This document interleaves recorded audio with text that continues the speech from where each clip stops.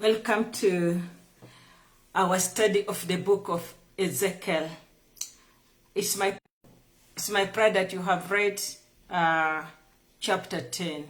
May God bless you as we continue together. Let us pray.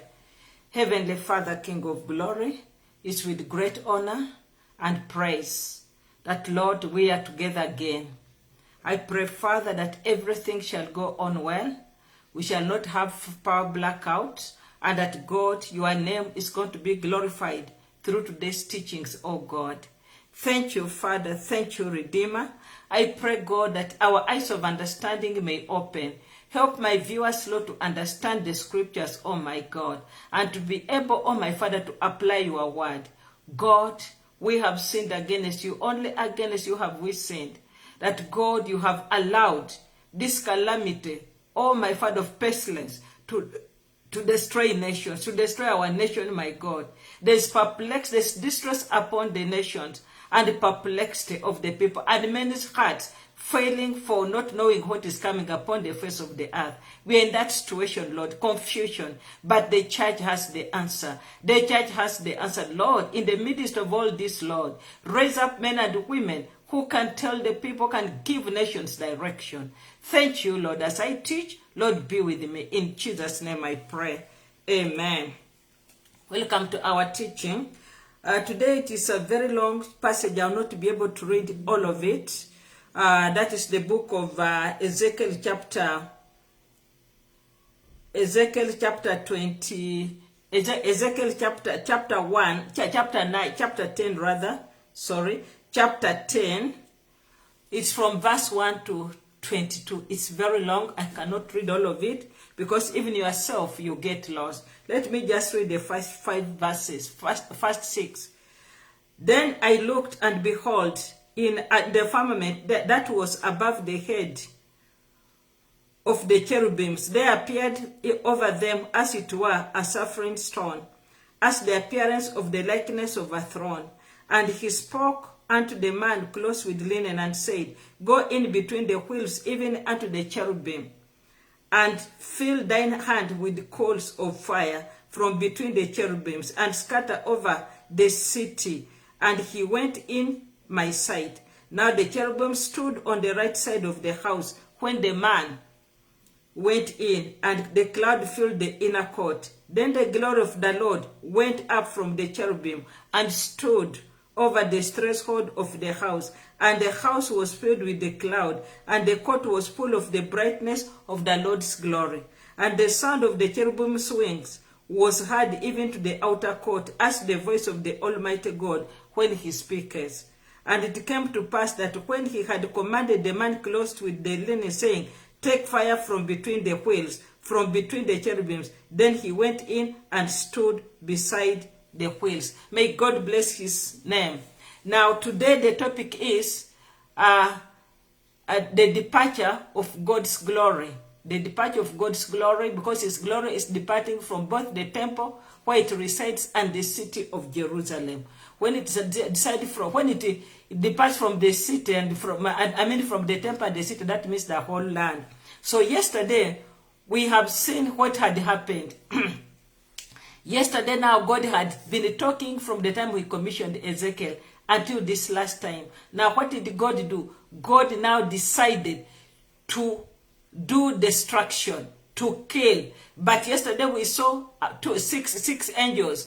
One was a man with an icon in his hand, who went ahead. What was he doing? This man was putting a mark on the foreheads of those who had remained faithful. A few had remained faithful during all this wickedness in the temple and in the land, and then who had been grieved by the sins of the land. But the other 6, now this one was going ahead, while behind the others were killing. He will go after he does the marking, then the people who had remained behind, they are killed. So he did that starting from the temple, which was the source, the primary source of evil. He started from the temple, from the altar, because God says, judgment shall start from my house. And then he finished with the temple. They finished killing dead bodies everywhere, including the high priest and all the priests, apart from Ezekiel, who remained among the priests, we saw that. And then they went everywhere, the whole city. So now, we come here now. So after he had finished, we are seeing now in verse 1, the departure of God's glory from the temple is now seen in this in this verse, as we have just read. Now this is the final judgment on this city, as the gradual glory is being done. What God's glory is gradually leaving the city and the temple. Hallelujah. Now, when we look at this departure, it was hinted a little bit in chapter 9, verse 3, where he said, and the glory of the God of Israel was gone up from the cherubim, whereupon he was, to the threshold of the house, and he called to the man clothed with linen, which had the writer's icon by his side. So here he had hinted a little bit in chapter 9, which we saw yesterday. And now, from chapter 10, now, the glory now, from chapter 10, we see now the glory from verse 6. Now it lifts completely until chapter 11, verse 25. The glory of the Lord departs. Because God had already finished with the people, now he's dealing now with the whole land. So, as it goes like this, when does it return? Remember when Ezekiel was being commissioned, the glory of the Lord was there. Now, from chapter 10, the glory departs all the way up to chapter 11, verse 25. When does it come back? You know, when the Lord leaves you, it becomes desolation. David cried and said, oh, do not remove your Holy Spirit from me. Let me not run out of your presence. When Esau sinned, was it the brother of Abel? When he sinned, the Bible says that he went away from the presence of God. That means that the glory of God left him. They went away from the presence of God, and you saw what he became. So now that the glory of God is being lifted up, this place is becoming desolate. So, when is the glory of God coming back? We shall see again the glory of God coming back from chapter 43. You can see all that interval from chapter 13, from chapter 10 up to chapter 43. Hallelujah. That's when it will turn, and that is for the future. Now, this is a continuation of the vision, what he had seen in the previous chapter. You know, it's just a continuation. And so, this is the vision. Now the glory of the Lord, which we are seeing here, because it's a long one, I looked at it and I said, God, I don't think I'm worthy to talk about your glory, because it is amazing. I can't describe, just like chapter 1, I could not. So now this is described as what Ezekiel saw in chapter 3. I mean, in chapter 1. Chapter 1, he saw all this, the glory of God, during the vision, during his calling. This one was there. Now, in verse 2, this is where he says, the man, I love this verse 2, he says, and he spoke unto a man clothed with the linen. Remember this man clothed with the linen, we saw him in chapter 9. He talked with the man clothed with the linen and said, go between the wheels, even between the cherubims. Let us go and see this man clothed with the linen in chapter 9. In chapter 9, we saw him in verse 3, verse 6, and verse 3, verse 4, and verse to the man clothed with linen, which had a writer's icon by his side. So it also goes to verse 4, verse 6, and 11. This is the man who was marking those people with a mark, the righteous, the faithful ones. So now, yesterday he went and gave a report and said, I have done the commandment. I have carried out the commandment. Now here God again, he's calling the same man who was marking the righteous, and he spoke unto him. Now this one, when we talk about now this man, I'll be referring to him as the marking angel. So he spoke to the marking angel and said, go in between the wheels. If God commands this marking angel to take the burning coal and scatter them over the city. Now when we look at this marking coal, these are calls of judgment. We see them in the book of Revelation chapter 8, verse 5. In chapter 8, verse 5, the word of God says, and the angel took the censer and filled it with the fire of the altar and cast it into the earth. And there were voices and thunderings, and lightnings, and an earthquake. This is as a result of judgment. So this angel, he's now getting those schools from the cherubim. All this glory, if you want to see this glory, you read chapter 1 and you'll understand. So now, this signifies judgment. This is actually judgment by the angel. So this judgment is being scattered over Jerusalem. It is terrible because the glory of God is departing. God has been warning. We are going to see what God used to tell Ezekiel. Ezekiel has been warning people. God raised up Ezekiel to start warning people. But when he was commissioning him, he told him, these are rebellious people. Even if you talk, they will not hear. They will not listen. But all the same, you should speak my word. Don't alter. So now, when we look at this, when he scattered the coals to burn Jerusalem, it can also be reflected in 2 Kings. 2 Kings chapter 25. It literally happened. This one happened, when was it? It happened, this burning of Jerusalem was destroyed by fire in 586 BC. So in chapter 29 verse 9, chapter 25 verse 9 says, and he burnt the house of the Lord. It literally happened. Here he's seeing a vision, but it literally happened. And he burnt the house of the Lord and the king's house and all the houses of Jerusalem, and every great man's house was burnt with fire. He burnt with fire. So it literally happened. And then when we also look in Isaiah chapter 6, Isaiah chapter 6, those schools were supposed to refine, to purify. It was for the purification of the prophets, but now instead this time they are being used for the destruction of the wicked. And the Bible says in the book of Hebrews chapter 12 verse 29, it says, God is a consuming fire. Let us go there. Hebrews.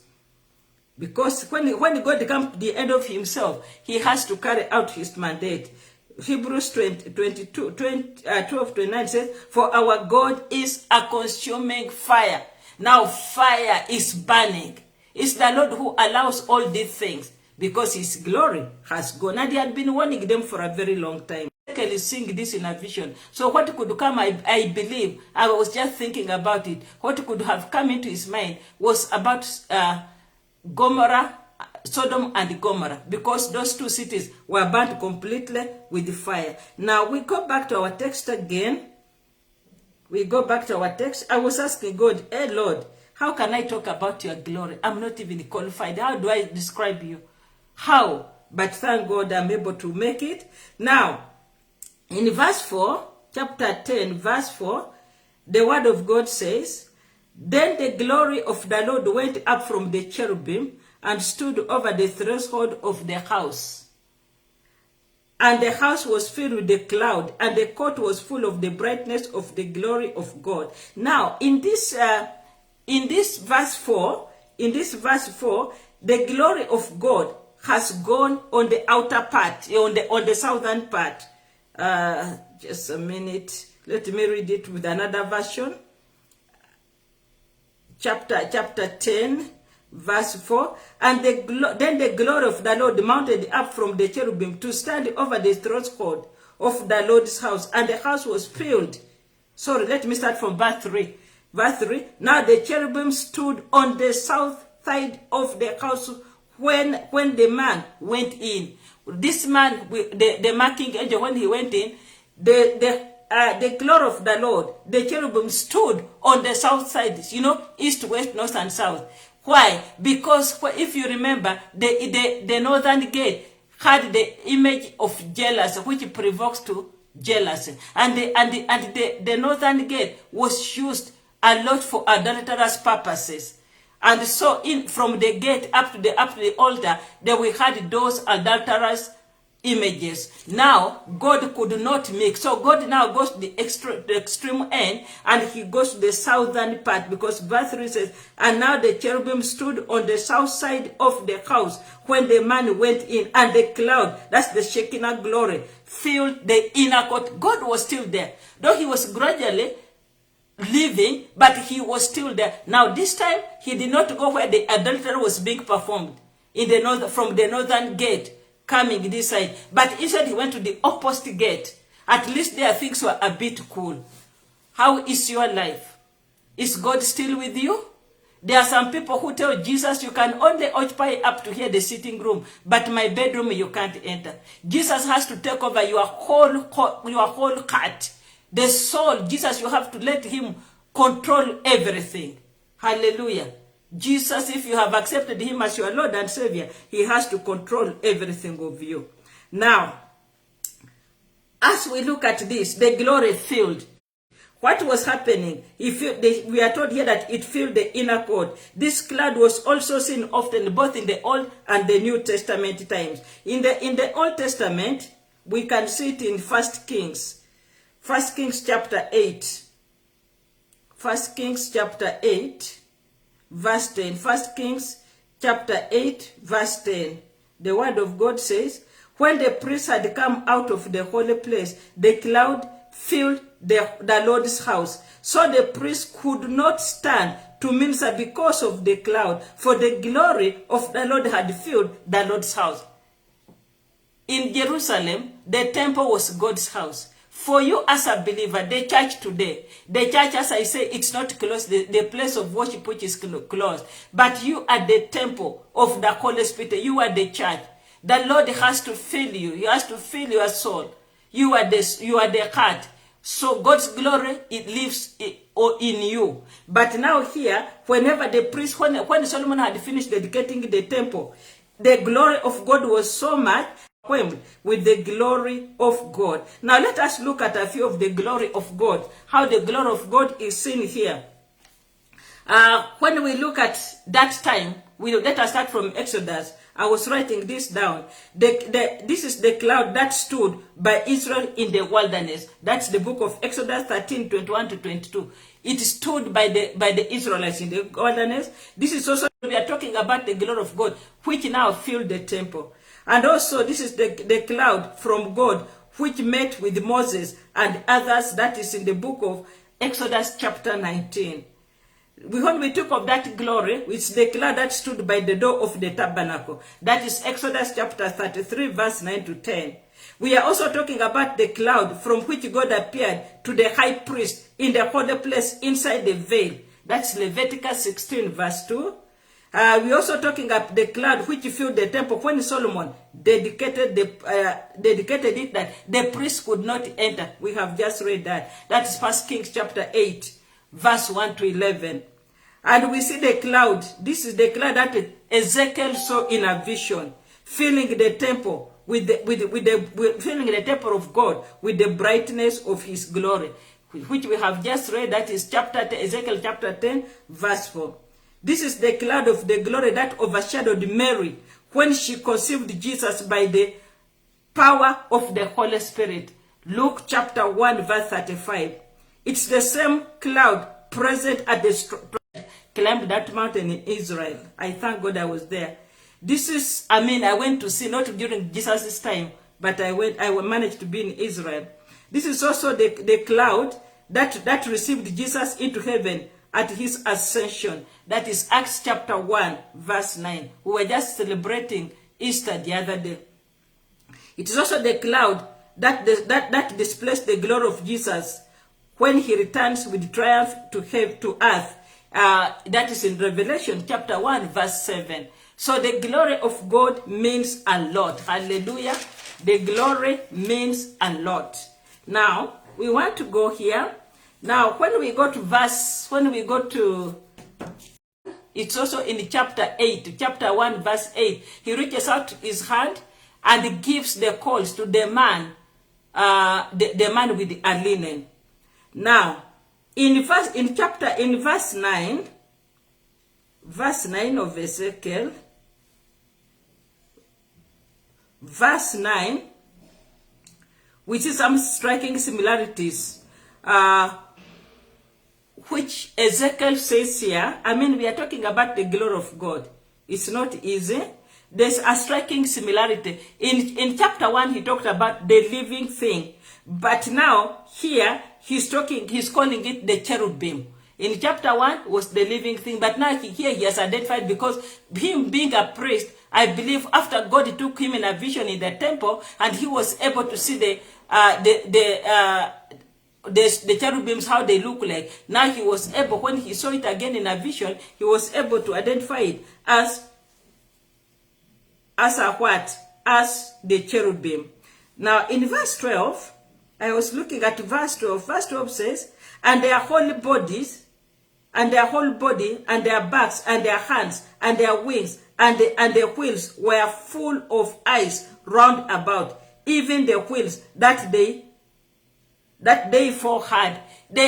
All the cherubims, their wheels, their wings, everything was filled with the eyes. And when we say that God's eyes run to and fro, it is true, because in the Bible says, in the book of in Second Chronicles, may God help you to understand. 2 Chronicles 16, who can understand the glory of God? 2 Chronicles 16 verse 9, the word of God says, for the eyes of the Lord, remember the cherubim, the wheels and everything, their bodies, everything, their bodies, their heads, everything was full of eyes. So the Bible says, in 2 Chronicles chapter 16 verse 9 says, for the eyes of the Lord run to and fro through the whole earth to show himself. The eyes of the Lord ran to and fro, because these children, wherever they go, they would not turn, but they were full of eyes. That means they see everything. Nothing escapes them. That's the glory of God. So for the eyes of the Lord ran to and fro through the whole earth to show himself strong in the behalf of them whose heart is perfect toward him. Herein thou hast done foolishly. Therefore from henceforth thou shalt have wars. God was there taking care of them. But now because they have done it foolishly, from there they will have wars.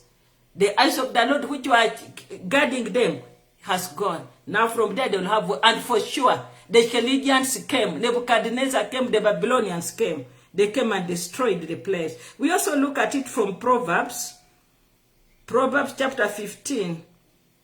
Verse 3, the Bible says, the eyes of the Lord are in every place. The eyes of the Lord are in every place. And this is confirmed with the cherubim. Chapter 10, verse 12. The eyes of the Lord are in every place, beholding the evil and the good. God is everywhere, so you cannot hide. When they were doing things in the temple, saying because God has deserted that he cannot see, they forgot that the eyes of God are everywhere. They ran to and fro. Hallelujah. So now, we continue. We go to verse 15. Verse 15 of Ezekiel chapter 10, verse 15. Now, in verse 15, he's talking about the river. When Ezekiel was called, he was by the river, Cheba.